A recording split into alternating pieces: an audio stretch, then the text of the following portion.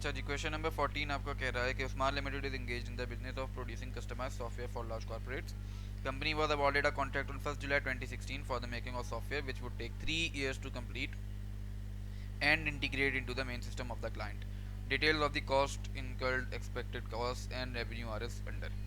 अच्छा जी, long term हमारा contract है सर. हमें रिक्वायरमेंट में बोल रहा है कि prepare extracts of profit and loss account.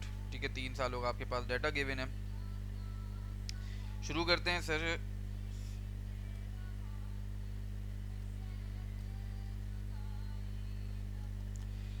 Sir सबसे पहला काम मैं क्या करूँगा, सबसे पहली चीज़ मैं स्टेज ऑफ कंप्लीशन निकालूंगा. तो ईयर 1,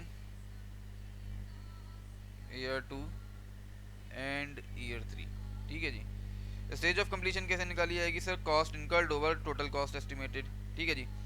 तो सबसे पहली चीज़ मेरे पास कॉस्ट इनकर्ड, अगर मैं ईयर 1 के लिए देखूँ मेरी कॉस्ट इनकर्ड आ रही है 64944. ठीक है जी. Divided by total cost will be the sum of these two, जो मेरे पास बनती है 281422. सही. परसेंटेज अगर मैं निकालूँ तो राउंडेड ऑफ फिगर मेरी आती है 23.1%. ठीक है. ईयर 2 की अगर मैं बात करूँ तो 128,520 की मैंने टोटल कॉस्ट इनकर करी. डिवाइड करूंगा इसको किससे? 229,500 से. द टोटल एक्सपेक्टेड कॉस्ट, नहीं सॉरी, डिवाइड मैं इसको करूंगा the sum of these two, cost incurred और total estimated further estimated cost. ऐसा है. तो जब मैं इन दोनों को डिवाइड करता हूँ, इन दोनों को सम करता हूँ, मेरे पास आता है 358,020 रुपीज़. ठीक है. डिवाइड करूँ तो मेरे पास परसेंटेज राउंडेड ऑफ फिगर्स में आती है 36. अच्छा, ईयर 3 में कैलकुलेट करने की ज़रूरत नहीं है 100% ही, क्योंकि मैंने काम कंप्लीट कर दिया है. अच्छा, स्टेज ऑफ कंप्लीशन जब आई तो अब मैं अगला काम शुरू करूँगा. ये मैंने स्टेज ऑफ कंप्लीशन कैलकुलेट कर ली.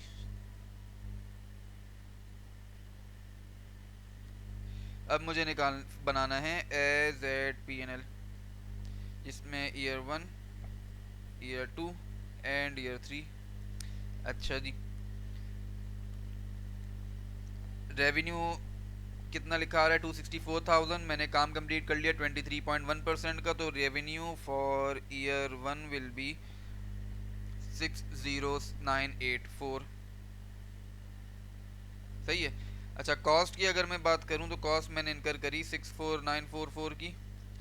दोनों को नेट कर लेता हूं तो मेरे पास लॉस आ रहा है 3960 रुपीज़ का.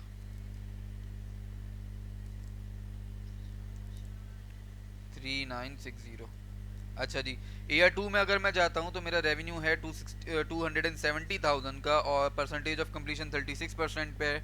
तो 36% मेरा आता है 97,200. कॉस्ट इनकर्ड मेरी आ रही है कितनी? 128,520. दोनों को अगर नेट करूँ तो मेरे पास फिगर आती है 31,320 रुपीज़. ठीक है जी.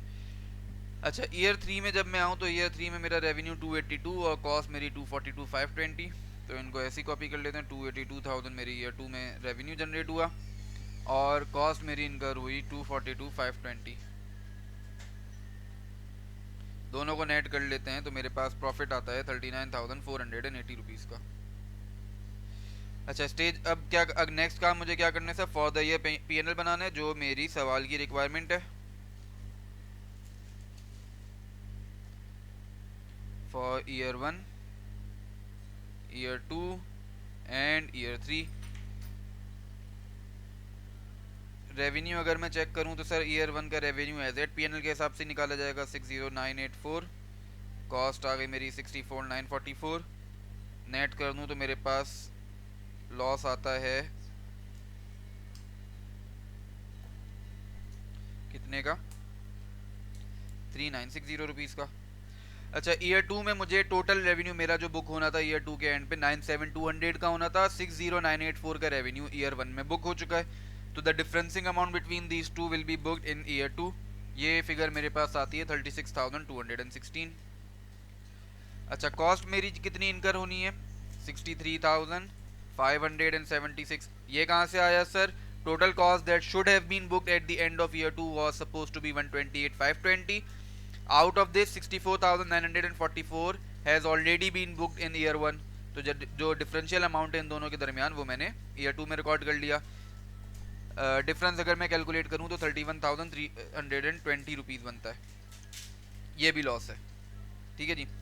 ईयर 3 में अगर मैं आऊँ तो 282,000 ईयर 3 में मुझे टोटल रिकॉर्ड करना था, 97,200 ऑलरेडी रिकॉर्ड कर चुका हूँ, तो डिफरेंसिंग अमाउंट 184,800 रेवेन्यू रिकॉर्ड हुआ।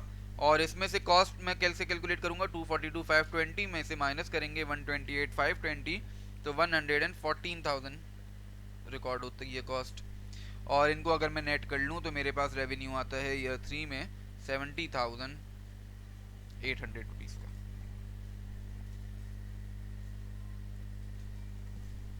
अच्छा, ये रेवेन्यू की प्रॉफिट की वैल्यू हमारी गलत हो गई, 27, इट इज़ 27,360। और यहाँ पे आके सर हमारा सवाल मुकम्मल हुआ।